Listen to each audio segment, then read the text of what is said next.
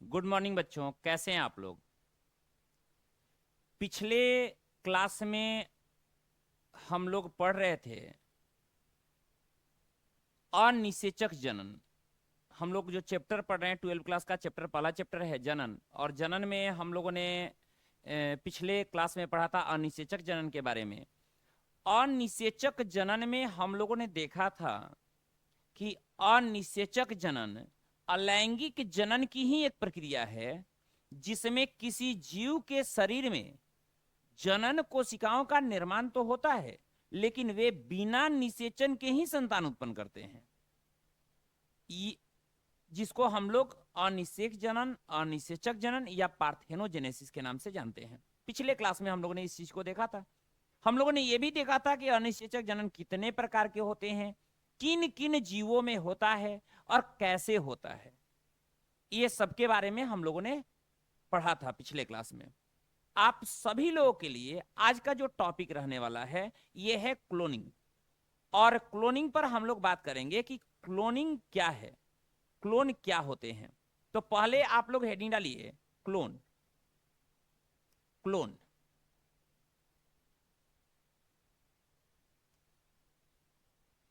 Clone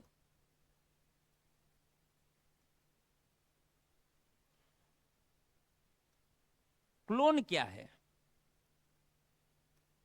clone का मतलब होता है हूबहू कॉपी। हूबहू कॉपी, एग्जैक्ट कॉपी।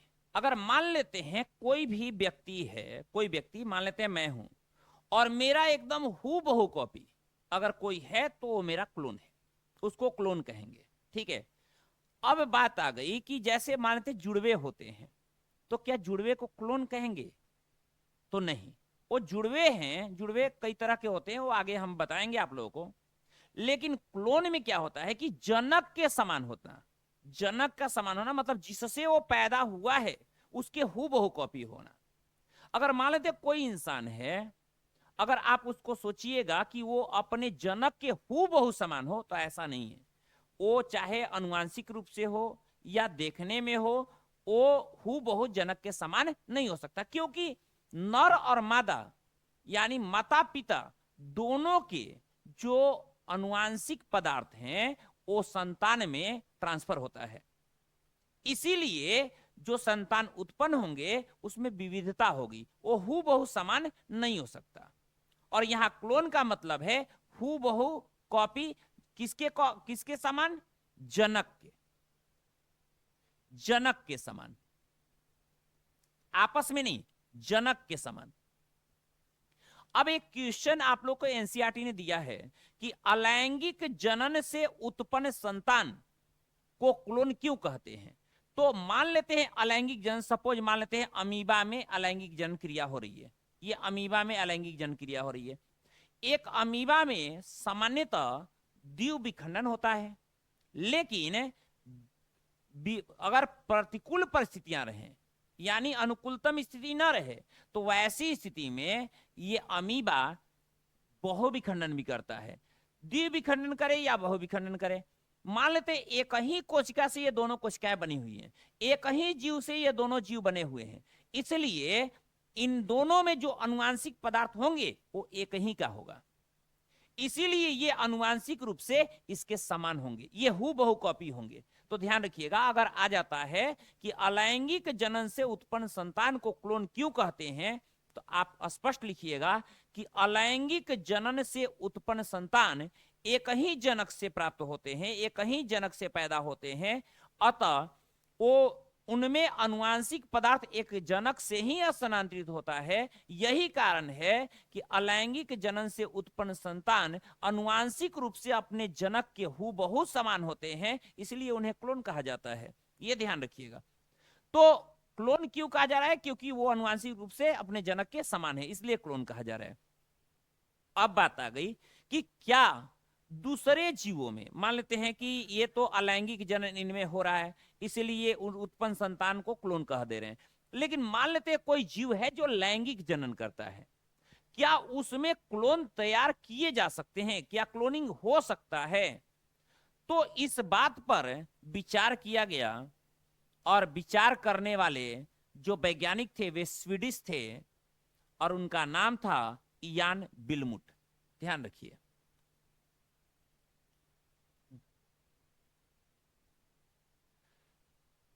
क्लोन पर जो ध्यान रखा था इयान बिलमुट ने, इयान बिलमुट।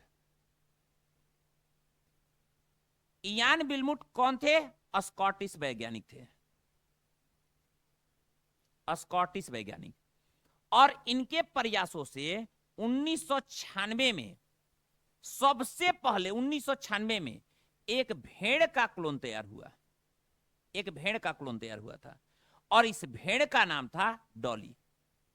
भेड़ का नाम रखा गया डॉली। यानी डॉली जो थी वो एक भेड़ थी जो 1996 में पैदा हुई और ये किसके प्रयासों से? इयान बिलमुट के प्रयासों से। इसी कारण इयान बिलमुट को पिता कहा जाता है क्लोनिंग के। क्लोनिंग के पिता कौन है? इयान बिलमुट हैं। कहां के हैं? स्कॉटलैंड के हैं।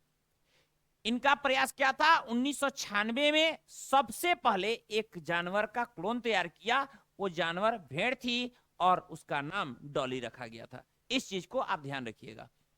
जब इन्होंने एक भेड़ का क्लोन तैयार किया तो अंतरराष्ट्रीय स्तर पर, मतलब दुनिया के कई सारे देशों ने इस पर काम शुरू कर दिए कि अलग अलग जानवरों के क्लोन तैयार किए जाएं।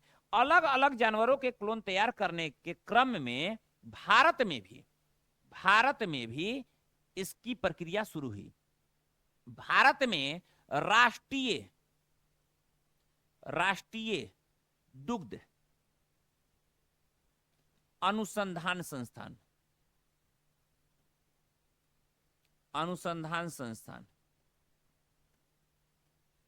करनाल, करनाल कहां है? हरियाणा में।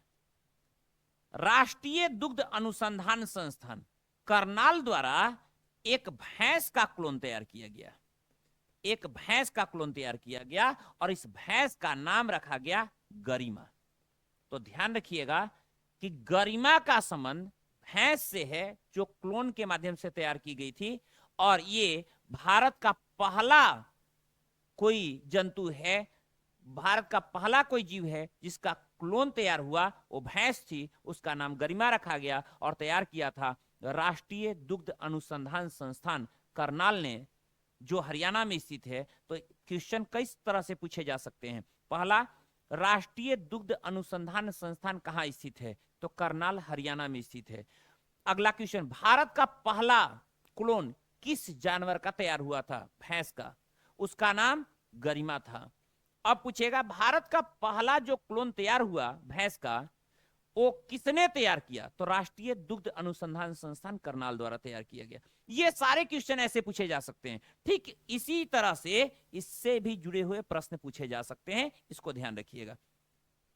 जब अलग अलग पशु के जब क्लोन तैयार किए जाने लगे, गाय का क्लोन तैयार किया गया, बछड़े का क्लोन तैयार किया गया, ऐसे करके कई सारे जानवर के क्लोन तैयार किए गए। इस क्रम में ऐसा विचार किया गया कि इंसान का भी क्लोन तैयार किया जाए। तो इंसान का अगर क्लोन तैयार किया जाए, जब इस पे विचार किया गया तो कहा गया कि भाई तैयार तो हो सकता है, लेकिन इंसान के क्लोन को तैयार करने से बहुत काफी नुकसान भी हो सकता है। ठीक है, अब क्या नुकसान हो सकता है इसके बारे में हम लोग थोड़ा बात करते हैं। लेकिन पहले देखिए ह्यूमन क्लोनिंग। ह्यूमन क्लोनिंग में क्या चीजें दी गई? मानव क्लोन,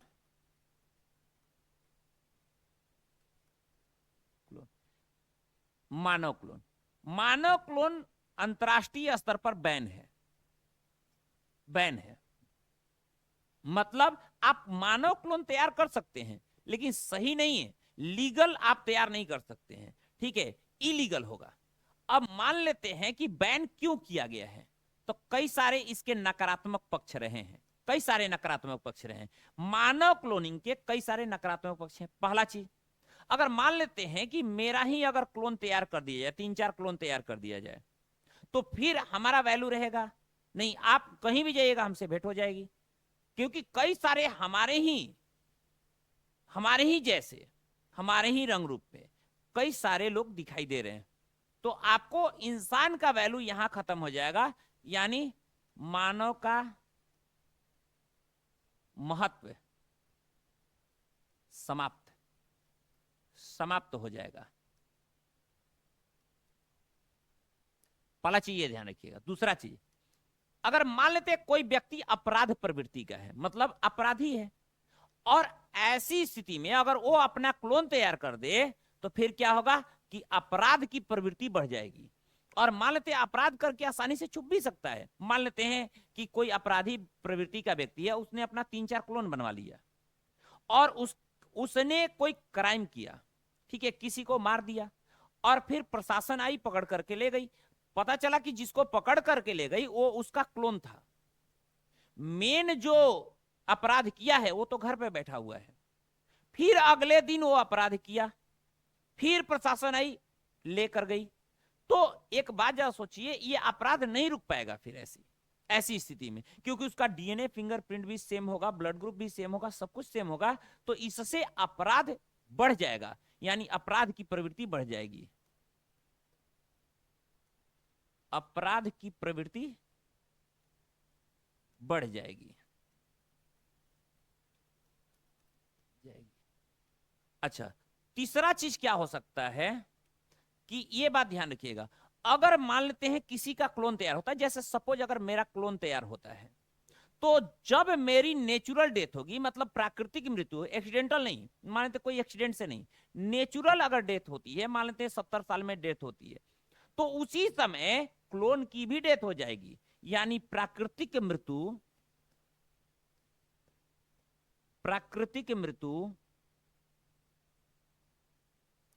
एक समय पर होगा। प्राकृतिक मृत्यु एक समय पर होगा, यह ध्यान रखिएगा। अगला चीज, चौथा नंबर, जो उसका मस्तिष्क है वो सही नहीं है।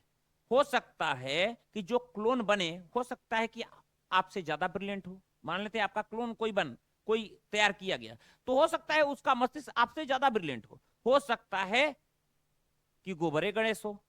ऐसी भी स्थितियां हो सकती है। उसके माइंड का कोई सही नहीं है, ठीक है। तो मस्तिष्क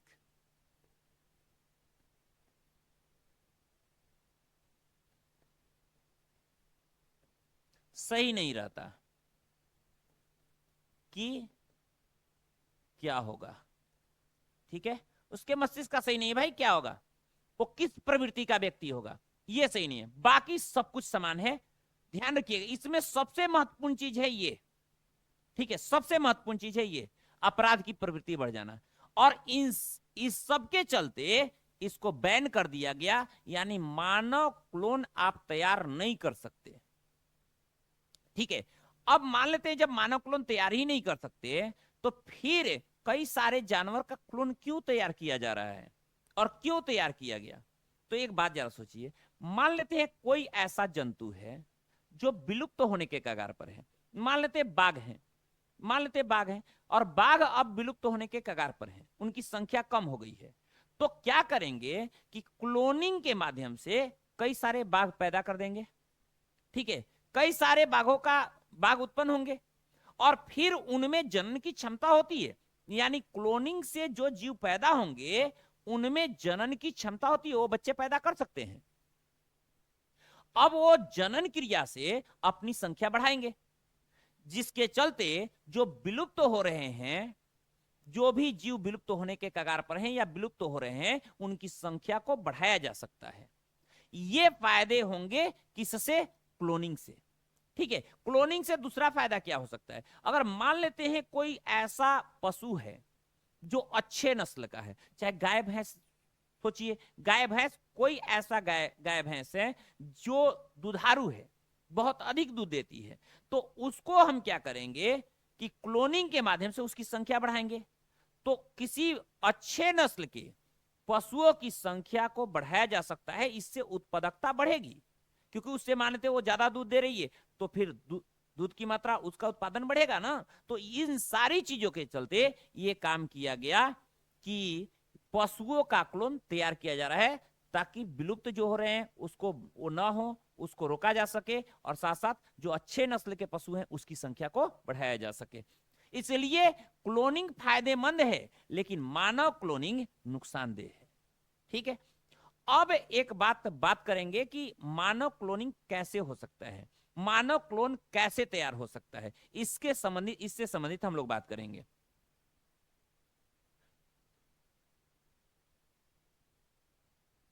पहले देखते हैं मानव क्लोन, पहले हेडिंग डाल दीजिए मानव क्लोन। पहले एक मेल का क्लोन तैयार करेंगे, मेल का क्लोन, ठीक है। पहले एक मेल का क्लोन तैयार करेंगे, उसके बाद फीमेल का तैयार करेंगे क्लोन। मेल का क्लोन जो तैयार करेंगे, मान लेते हैं मेल का नाम ए है, ए मान लीजिए। अब ए का क्लोन हम तैयार करने जा रहे हैं, तो ए का हम कायिक कोशिका लेंगे, ये कोशिका है और ये है कायिक कोशिका, ये है कायिक कोशिका, ठीक है। ये कायिक कोशिका है, कायिक कोशिका, सोमैटिक सेल, ये सोमैटिक सेल है। अब सोमैटिक सेल आप लोग सब लोग जानते हैं कि हमारे शरीर में दो तरह की कोशिकाएं होती हैं, एक होती है जनन कोशिका, दूसरी होती है कायिक कोशिका। कायिक कोशिका जब मां के गर्भ में जब जाइगोट बनता है, उस वो जाइगोट एक प्रकार की कायिक कोशिका ही है, और वहीं से कायिक कोशिका का निर्माण शुरू हो जाता है और व्यक्ति के जन्म और उसके मृत्यु तक चलते रहता है। लेकिन जनन कोशिका एक उम्र में बनती है, एक उम्र में, जैसे मनुष्य में लगभग 12-13 साल की उम्र में बनना शुरू होती है और एक उम्र के बाद बनना बंद हो जाती है, ठीक है। जनन कोशिकाएं और पूरे शरीर में नहीं बन रही, जनन अंगों में केवल बन रही है, लेकिन जो कायिक कोशिका है उससे पूरा शरीर बना होता है। तो ये कायिक कोशिका जो लिया गया, ये कहीं से ले सकते हैं, जैसे बाल के जड़ से, नाखून के जड़ से, त्वचा से, कहीं से ले सकते हैं आप। एक कोशिका लेना है, यानी जिस व्यक्ति का क्लोन तैयार होगा, अगर ए का क्लोन हम तैयार कर रहे हैं तो ए का हमने एक कायिक कोशिका ले लिया। अब इस कायिक कोशिका में से हमने क्या किया कि इसका जो न्यूक्लियस है यानी केंद्रक, ये केंद्रक है, इसको हमने अलग कर लिया, केंद्रक को अलग कर लिया और इसके बाहरी हिस्से को निकाल करके फेंक दिया, ये हमने काम कर लिया। दूसरा काम क्या करेंगे कि एक एग लेंगे, एक फीमेल का एग लेंगे, ये एग है, ठीक है, ये एग है, एग है। अब इस एग का हम क्या करेंगे कि न्यूक्लियस निकाल करके फेंक देंगे और फेंकने के बाद बच जाएगा क्या, ये बाहरी हिस्सा, यानी केंद्रक, केंद्रक विहीन अंडा, ये केंद्रक विहीन अंडा है। अब इस केंद्रक विहीन अंडे में हम क्या करेंगे, ये केंद्रक विहीन अंडा है, इसमें क्या करेंगे, इस न्यूक्लियस को यानी सोमैटिक सेल, जो ये कायिक कोशिका का जो न्यूक्लियस है, केंद्रक है, इसको स्थानांतरित कर देंगे। इस स्थानांतरण को कहते हैं somatic, somatic cell nucleus transfer, इसको शॉर्ट फॉर्म में SCNT कहते हैं। और पूछ देता है कभी कभी कि SCNT का तात्पर्य है तो क्लोनिंग से, इसका पूरा नाम सोमैटिक सेल न्यूक्लियस ट्रांसफर, मतलब कायिक कोशिका नाभिक स्थानांतरण। ध्यान रखिएगा, हिंदी में कायिक कोशिका नाभिक स्थानांतरण, ये स्थानांतरित कर दिए, ये हो गया। अब इसके बाद अगली प्रक्रिया आगे क्या होगी, ये जाइगोट के रूप में, इसको लैब में जाइगोट के रूप में चेंज करेंगे और चेंज करने के पश्चात फिर इसमें सेल डिवीजन कराएंगे, कोशिका विभाजन, 2 से 4, 4 से 8, 8 से 16, 16 से 32, 32 से 64, 128, ऐसे ही बढ़ते जाएगा और बन जाएगा भ्रूण, भ्रूण बन जाएगा, एम्ब्रियो का निर्माण हो जाएगा। अब एम्ब्रियो का निर्माण हुआ, इस एम्ब्रियो को ट्रांसफर कर देंगे किसी फीमेल के गर्भाशय में, गर्भाशय में स्थानांतरण, गर्भाशय में स्थानांतरण, गर्भाशय में स्थानांतरित कर देंगे। अब जब गर्भाशय में स्थानांतरित कर देंगे फीमेल के, तो जो इसका गैस्टेशन पीरियड होता है, मतलब गर्भावधि जो होता है, लगभग 9 महीने 15 दिन होता है एवरेज, कहीं 9 महीने भी आपको देता है, कहीं 10 महीने भी, लेकिन एवरेज होता है 9 महीने 15 दिन। उसके बाद जो बच्चा जन्म लेगा, जो बच्चा जन्म लेगा वो क्या होगा, ए का क्लोन होगा, ए का क्लोन होगा। यानी वो एक मेल पैदा होगा, यानी जो बच्चा होगा वो लड़का होगा और ए का क्लोन होगा। अब बात ये आ गई, आप ये सोच रहे होंगे कि मान लेते हैं, अब जानेंगे कैसे, ये तो मान लेते हैं, सपोज मान लेते हैं ये 10 साल पर इसका क्लोन तैयार करवाए हम, ये 10 साल की उम्र में था तो इसका क्लोन तैयार करवाए, ये तो अभी पैदा हुआ है, तो कैसे हूबहू समान हो सकता है। एक मिनट, आपको हमने बोला है कि अनुवांशिक रूप से, अनुवांशिक रूप से का मतलब उसका डीएनए फिंगरप्रिंट और उसका ब्लड ग्रुप ये सब सेम होगा, एकदम एग्जैक्ट कॉपी होगा। जैसे ये बड़ा होगा, जैसे ये 20 साल का होगा तो ये 10 साल का होगा, ये इसके समान दिखने लगेगा, ध्यान रखिएगा, ये इसके समान, यानी ये हूबहू इसका कॉपी दिखेगा। अब बात आ गई कि इसमें क्या चीजें रही, इसमें क्या चीजें हमने मुख्य रूप से क्या चीजें देखा, पहला देखा कि अगर किसी मेल का क्लोन तैयार कर रहे हैं या किसी भी जीव का क्लोन तैयार कर रहे हैं तो सबसे पहले उसके सोमैटिक सेल की जरूरत होगी। जिस व्यक्ति का क्लोन तैयार होगा उसके सोमैटिक सेल की जरूरत होगी, उसके कायिक कोशिका की जरूरत होगी। कायिक कोशिका के बाकी हिस्से को फेंक देना है, बचेगा केवल केंद्रक। एक बात और कि एक किसी फीमेल के एग की भी आवश्यकता होगी। एग इसलिए चाहिए कि इस एग में ही ये डेवलप हो सकता है, इसको पोषण मिल सकता है, क्योंकि इसमें इसकी वो प्रकृति होती है कि इसको पोषण दे सके। अब ये इसमें एक का न्यूक्लियस निकाल कर फेंक दिए। अब ये जो केंद्रक विहीन जो अंडा है इसमें हमने इसका केंद्रक यानी कायिक कोशिका का केंद्रक स्थानांतरित कर दिया। इसको हमने क्या कहा, SCNT, somatic cell nucleus transfer. अब इसको क्या किया कि ये प्रक्रियाएं हम लैब में, ये सारी प्रक्रियाएं लैब में हो रही है, केवल यहां के बाद यानी भ्रूण के निर्माण के बाद गर्भाशय में स्थानांतरण हुआ, उसके बाद ये शरीर के अंदर प्रक्रिया हो रही है, लेकिन ये सारी प्रक्रियाएं लैब में हो रही है। अब यहां पर ये जाइगोट बना और जाइगोट से ये सेल डिवीजन करा करके भ्रूण तक पहुंचाया लैब में, और भ्रूण को किसी भी गर्भाशय में स्थानांतरित कर दिया। और गर्भाशय में जब स्थानांतरित हुआ तो ये किसके गर्भाशय में, फीमेल के। जरूरी नहीं है कि जिसका एग है उसी के, ये दूसरी किसी फीमेल के भी गर्भाशय में स्थानांतरित किया जा सकता है। अब रह गई बात कि इससे जो बच्चा पैदा होगा वो ए का क्लोन होगा और ये लड़का ही होगा जो हूबहू समान होगा। अब अगले जो आगे का जो है उसमें है फीमेल का क्लोन। तो देखिए फीमेल का क्लोन, अच्छा, फीमेल का क्लोन,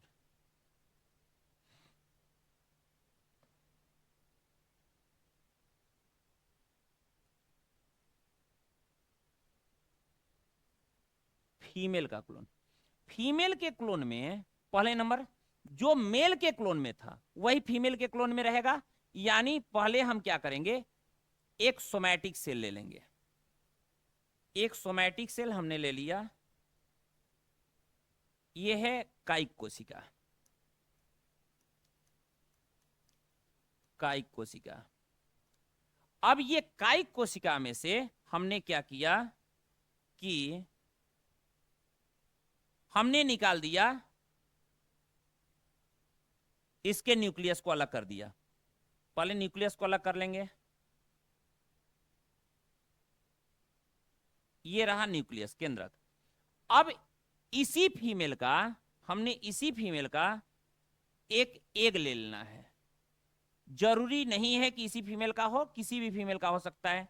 अगर मान लेते हैं कि अगर इसकी उम्र 10 साल है या उससे कम है तो इस फीमेल में एक तो बन नहीं रहा है तो दूसरी फीमेल का ही लेना पड़ेगा। लेकिन यह बात ध्यान रखिएगा, एग किसी का भी लीजिए, लेकिन सोमैटिक सेल कायिक कोशिका उसी का लेना है जिसका क्लोन तैयार करना है। तो क्लोन तैयार करना है, मान लेते हैं बी है, मान लेते हैं उसका नाम बी है, जो फीमेल है उसका, तो बी का हम क्या लेंगे, सोमैटिक सेल। एग बी का भी हो सकता है या किसी और का भी हो सकता है। एग में हम क्या करेंगे, एग से क्या करेंगे, ये एग है और एग से क्या करेंगे,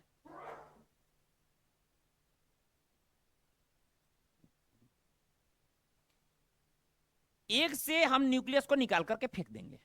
अब एक से न्यूक्लियस को निकाल कर फेंक दिए तो ये है केंद्रक विहीन अंडा, ये केंद्रक विहीन अंडा है। अब क्या, अब इस केंद्रक को, ये केंद्रक है, तो इस केंद्रक को हम इस केंद्रक विहीन अंडे में ट्रांसफर करेंगे, इसको ट्रांसफर कर देंगे। इसको बोलते हैं SCNT, यानी सोमैटिक सेल न्यूक्लियस ट्रांसफर, जो कि हम पहले बताए हैं। सोमैटिक सेल न्यूक्लियस ट्रांसफर मतलब कायिक कोशिका नाभिक स्थानांतरण। अब इसको हमने ट्रांसफर कर दिया, तो ट्रांसफर जब किया तो ये इस रूप में आ गया।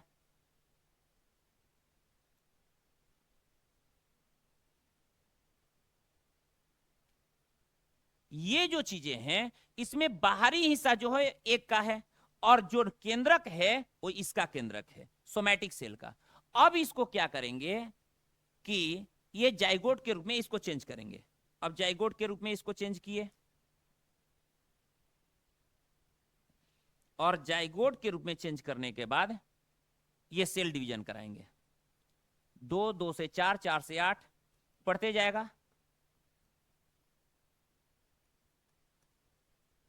और फिर ये बन जाएगा एम्ब्रियो।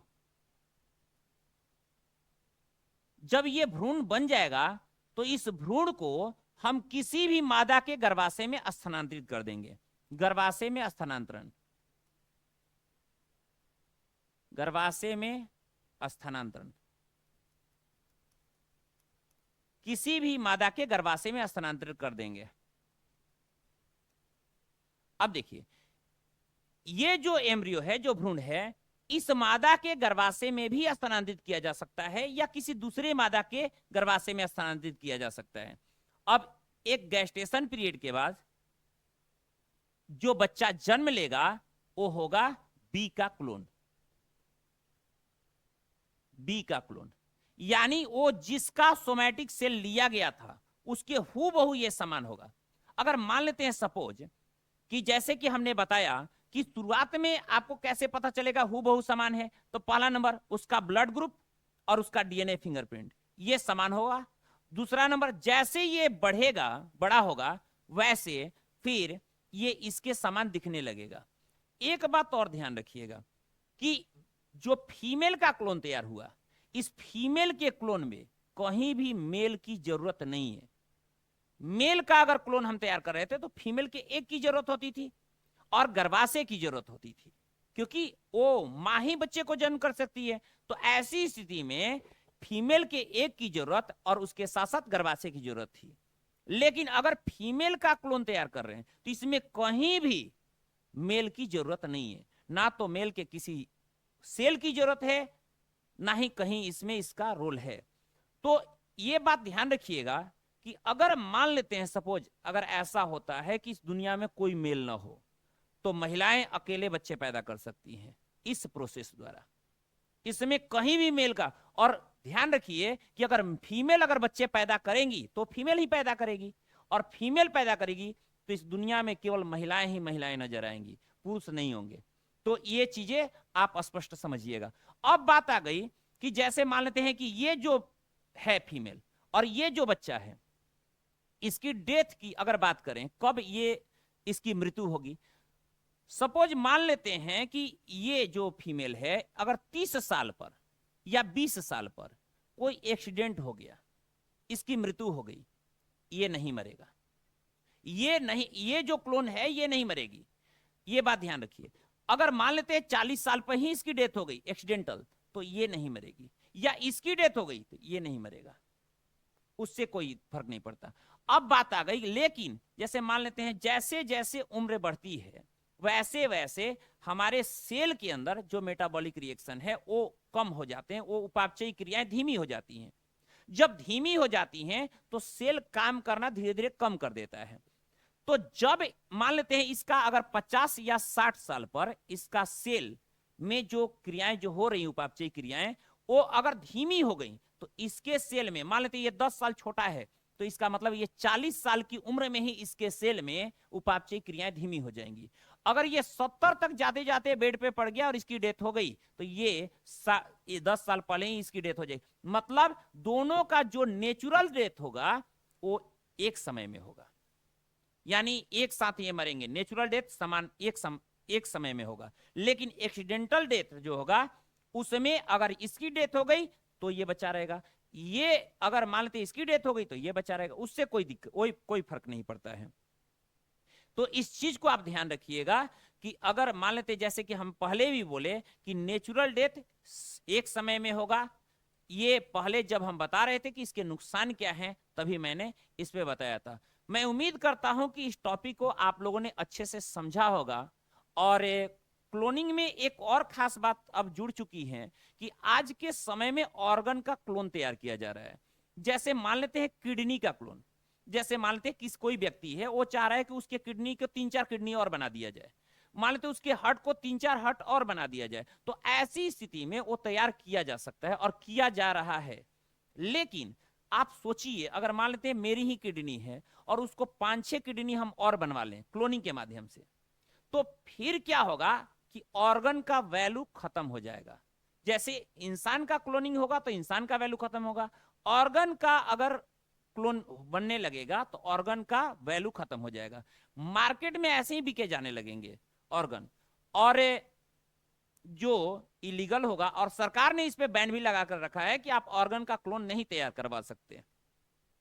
तो इस चीज का ध्यान रखिए कि आगे आने वाले समय में जो परेशानियां उत्पन्न हो सकती है ऑर्गन क्लोन से, इसके चलते सरकार ने ऑर्गन क्लोन पे भी बैन रखा है। अगर उसको हटा दिया जाए तो कई सारे लोग अपने कोशिकाओं से, ऐसे ही सोमैटिक कोशिकाओं से ही ऑर्गन का क्लोन बनवा सकते हैं और फिर जरूरत पड़ने पर उसका यूज कर सकते हैं। हाँ, ये तभी हो सकता है जब ये नियम कानून बना दिया जाए कि वो व्यक्ति अपने सेल से बने हुए ऑर्गन का यूज सिर्फ अपने लिए ही करेगा, जरूरत पड़ने पर तब। उसमें भी कई सारे टर्म एंड कंडीशन लागू करने होंगे, ये बात ध्यान रखिएगा, तभी पॉसिबल है। आगे के टॉपिक में हम लोग बात करेंगे ऑर्गन क्लोनिंग या उससे संबंधित कई सारी मुद्दों पर। आज के क्लास में इतना ही रहेगा, मिलेंगे आप लोगों से अगले क्लास में। बहुत बहुत धन्यवाद आप सभी लोगों को।